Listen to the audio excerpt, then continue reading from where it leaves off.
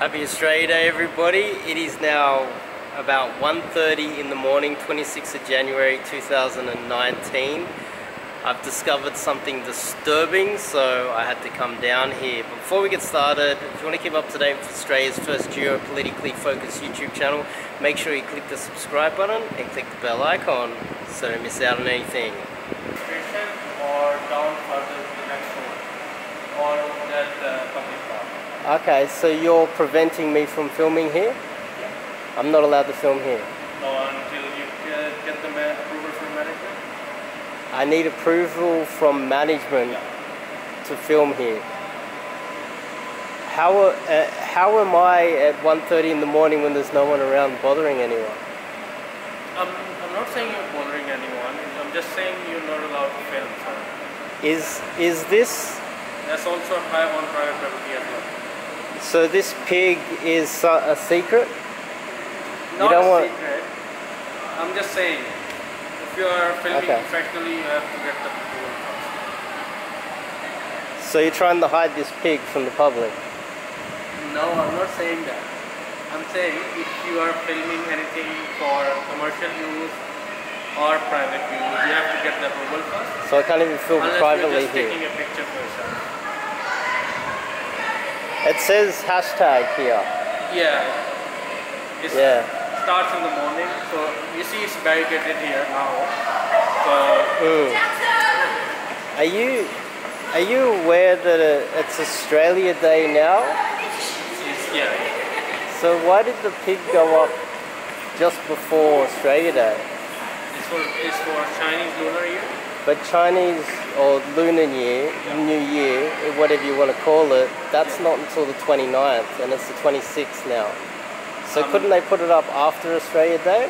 I don't know. I don't know anything about it. Do you think they're possibly putting this up to try and cover up Australia Day? I'm not saying anything. If you need any comments or anything, I can get you the contact details. You can contact the management. Okay. For now, if you're filming professionally, or privately. Or privately. Or privately. I have to ask you to stop or... Okay. Alright. Well, I'll get on. And don't you think it's a bit suspicious that they put it up now? Couldn't they wait? I can't say anything. They could wait until after Australia Day, right? I can't say anything about that. Oh. Sorry. Do you know if this was put there by the Chinese Communist Party? I'm not saying anything. If you are recording me, I seriously ask you to stop now. Okay. Yeah. Alright, I'm going. This is weird. Thanks. It was interesting how the security guard wanted to come over and silence me while I was trying to film the pig. I thought that was weird. It is a public space there. It's right out the front of the train station. There's only one entrance and one exit, so it cannot be private. So the security guard wanted to stop me. I don't know why. Maybe he had orders from management to try and get rid of anyone filming the pig. Maybe they feel guilty. They know that the pig should not be there on Australia Day. Keep in mind, it is 2 AM, 2:30 now, Australia Day morning. I've come down here just to check out what has happened. This pig has just been put in place. Today's the 26th of January, Lunar New Year is the 29th. So there's no reason why they can't put that pig up tomorrow. There's no reason why they can't put the Chinese New Year flags up tomorrow, and then they'll have 2 days before Chinese New Year. But the day before Australia Day, they decide to put all of the red flags up, this pig that represents Year of the Pig and Chinese New Year. It seems like they're trying to cover up anything that would represent Australia on Australia Day. I also received an email from World Square. World Square is in Sydney CBD, and they did a mass email to everybody in their email list saying, come to World Square for Chinese New Year, which is on the 29th. Why didn't they email the night before Australia Day saying, come to World Square for Australia Day? They don't really care about the money, clearly, because it's Australia Day. People would come down and buy things from World Square in Sydney CBD. They're trying to cover up Australia Day. That's the only real reason why all of these things would be happening. They're probably wondering, Why are they trying to do that? Well, modern warfare doesn't work. In the past, you could invade a country and physical wealth. There were actual things that you could get your hands on that were worth money back then.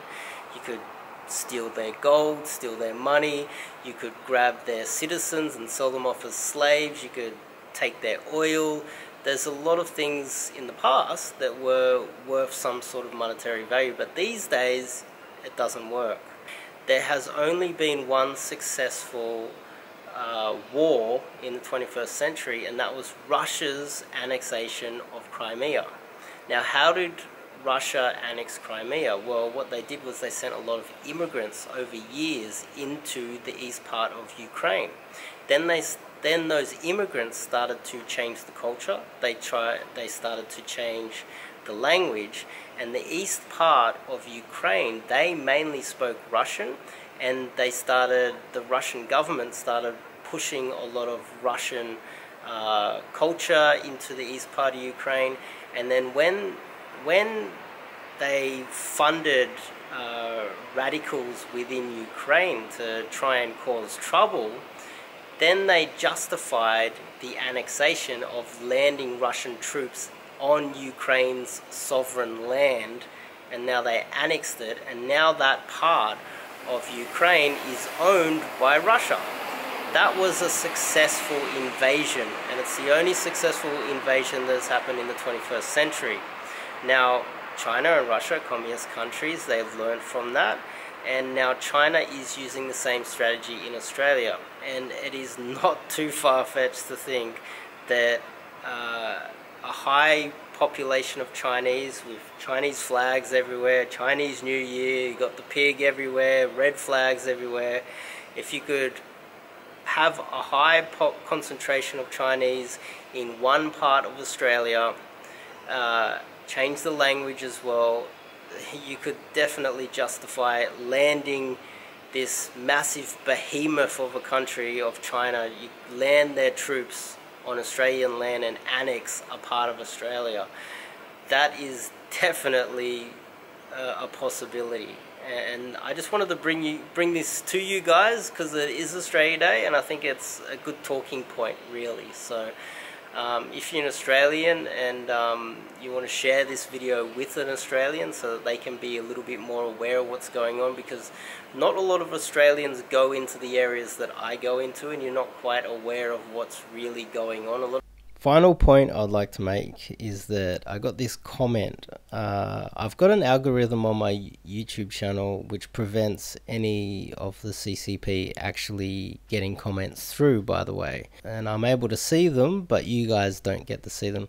So this guy called Jet, who's obviously part of the CCP, left a comment trying to educate people on how to report my channel. Now you see, then I tracked this particular YouTube channel, and you can track people's personal YouTube channels. You're not anonymous out there, people. Now there's a point I'd like to make here, is that I am creating content which is defending Australia. And Australia is allied with the United States, and the United States is at war with China. This is on YouTube. YouTube is owned by Google. Google is an American company, and America is at war with China.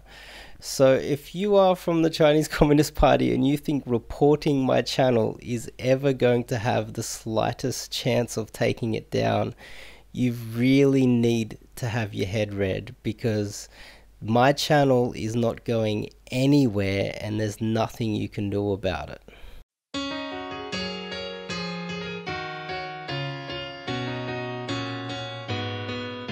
I left my heart to the sappers round K-Sand, and I sold my soul with the cigarettes to the black market man.